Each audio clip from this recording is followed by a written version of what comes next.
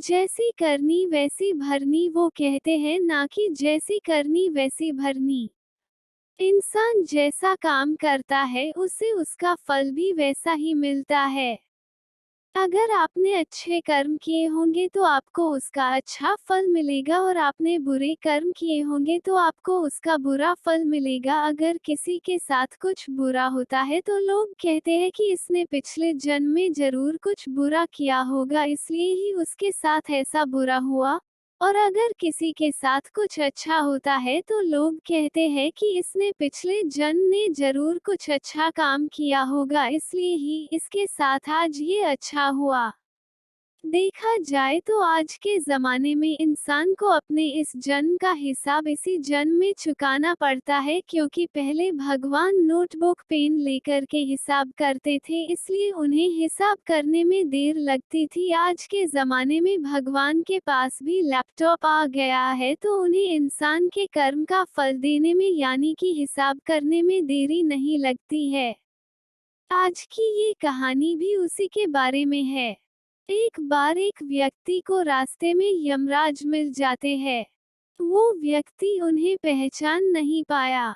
यमराज ने उस व्यक्ति से पीने के लिए पानी मांगा। उस व्यक्ति ने बिना कुछ सोचे और बिना एक भी क्षण गंवाए यमराज को पानी पिला दिया।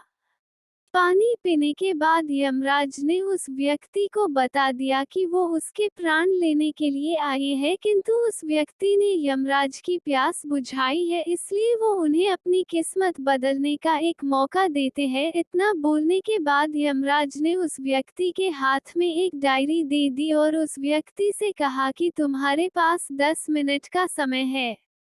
इस डायरी में तुम जो भी लिखोगे वही सच में हो जाएगा, लेकिन ध्यान रखना कि तुम्हारे पास केवल 10 मिनट ही है। उस व्यक्ति ने डायरी खोलकर देखा कि पहले ही पेज पर लिखा था कि उसके दोस्त को लॉटरी निकलने वाली है और वो करोड़पति बनने वाला है। वो व्यक्ति ने वहां लिख दिया कि उसके दोस्त को लॉटरी न निकले।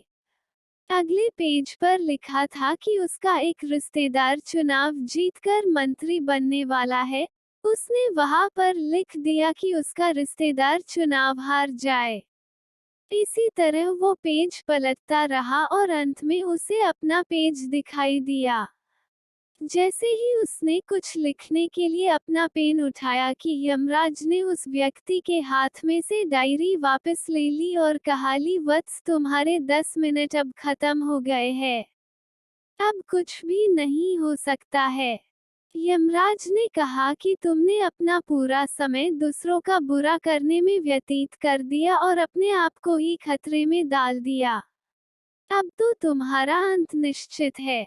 अब तुम्हें कोई नहीं बचा सकता, क्योंकि तुम अपने आप को ही नहीं बचा पाए। यह सुनकर वो व्यक्ति बहुत ज्यादा पछताता है, लेकिन अब पछताने से कुछ नहीं हो सकता था, क्योंकि अब सुनहरा मौका उसके हाथ से निकल चुका था। शिक्षा: अगर भगवान ने आपको कोई शक्ति दी है तो कभी किसी का बुरा न सोचे और न ही किसी का बुरा करे। दूसरों का भला करने वाले सदा सुखी और दूसरों का बुरा करने वाले सदा दुखी रहते हैं।